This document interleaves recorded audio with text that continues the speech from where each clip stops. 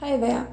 If creating of your own YouTube channel is something that's been on your mind for a while, but you've been indecisive, maybe you think your content isn't interesting enough, maybe you are shy about showing your face, maybe you don't know how to start, it could be any number of reasons or excuses, but all of them are born of fears. I have the same fears too, because I am pretty much in the same boat with you, because in this very moment, like when I'm filming, not when you're watching, I don't have any YouTube channel or even an Instagram or TikTok page. I don't have some decent gear. Even my light's broken yesterday, but I am doing it right now. And in this video, I want to tell you my reasons to do, which I found for myself, and they outweigh all tons of reasons, excuses not to do. And I believe this video can help you to dare to start your personal channel.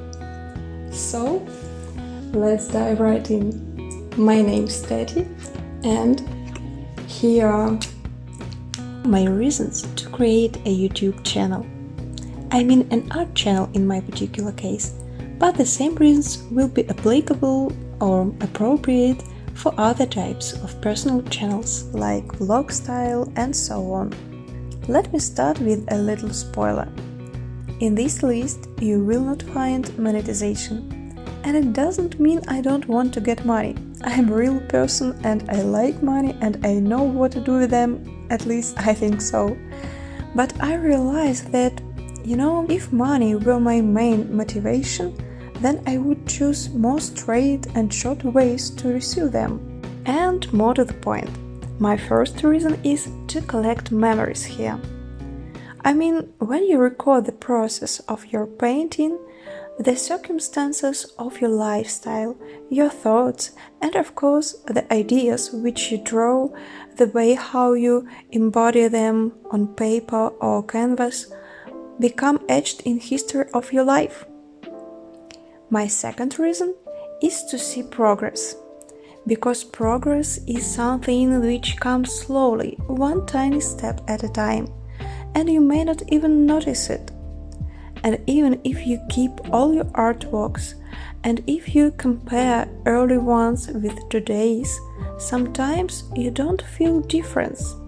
The reason is, sometimes improvements are related to process.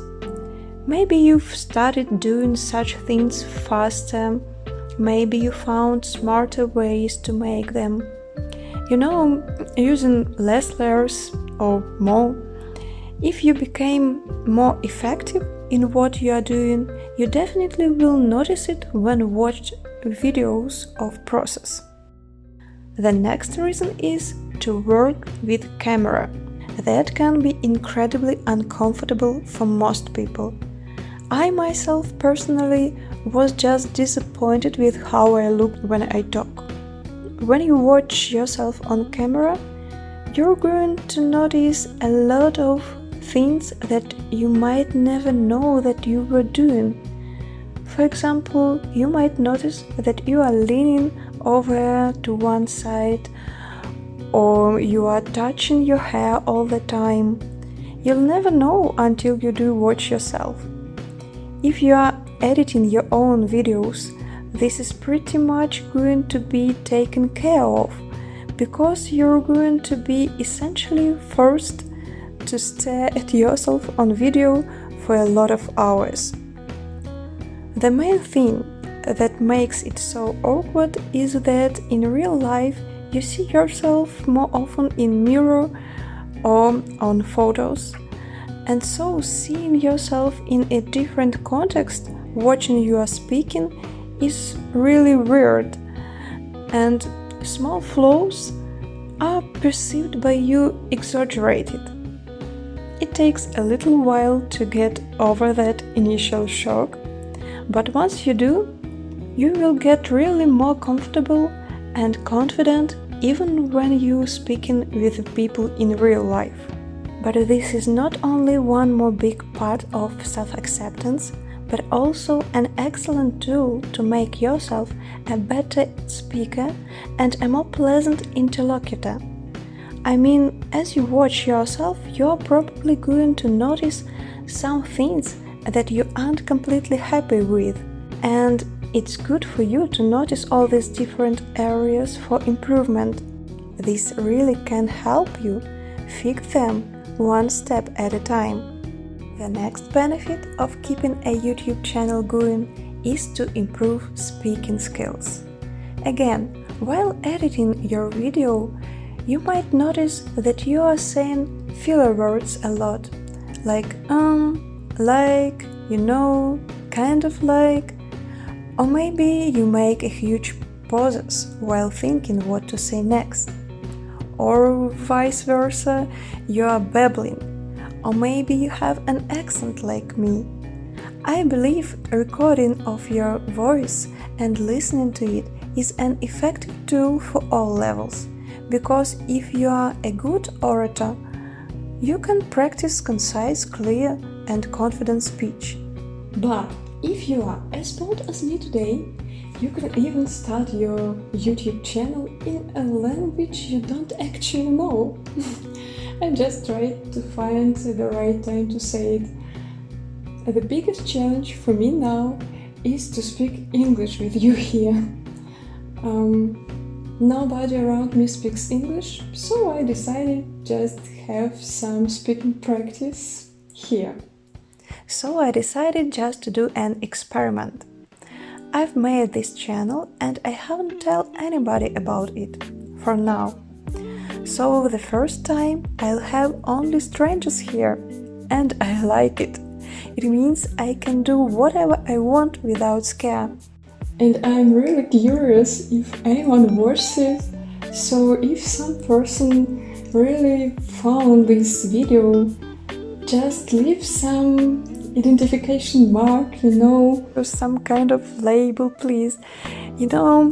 This video is like a message bottle in open ocean of internet. Write something in comment section below, please. Let me know that some person who watched this full extra long for me video exists.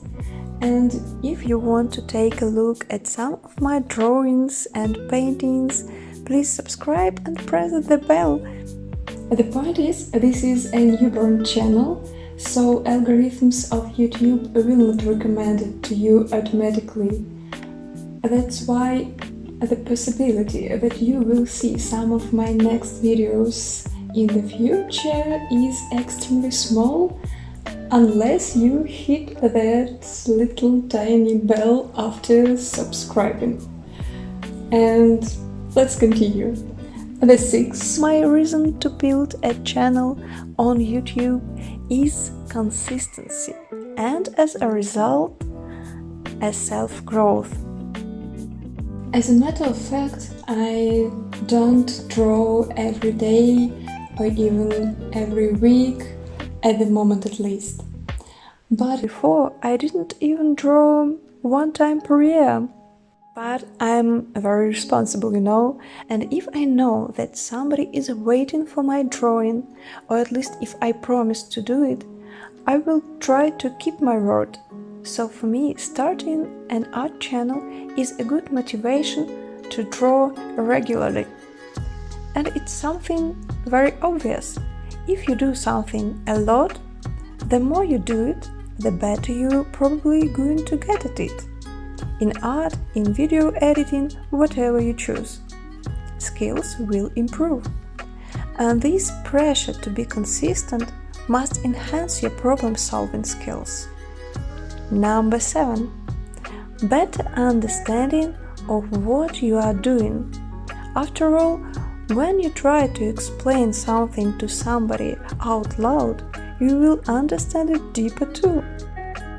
somebody can make own portfolio on their YouTube channel, I think it's a good idea for maintaining an art channel without any pressure, because you don't need subscribers for your portfolio. However, you can attach it to your resume while looking for a new job. I am not going to make this channel a portfolio, so it's not my reason, but it could work for you. The next benefit is therapy. I guess everyone will agree that painting as well as drawing is a good calming therapy. I don't want to mention all that stress concerning mismatch between reality and expectations. Whatever, a lot of therapists use painting in their practice. But now I want to draw your attention to journaling like a therapeutic tool. I guess you know how often do therapists suggest some form of journaling or writing to address pretty much any symptom. Feeling depressed? Journal. Anxious? Put it on paper. Overwhelmed? Write about it. I believe that vlogging is even more effective, because this not only challenges you to take a logical approach to addressing an emotion or thought while you create a script, but also you will see things on recording. You will see yourself from outside, literally. So it gives your brain the opportunity to process it in two different ways. And my main reason is, why not? Like, what do I have to lose? Or what do you have to lose? You know, all this is just exchanging of your time for your experience. And it's pretty much the same as our whole life. And now, let me take my leave, wishing you all the best and lightest.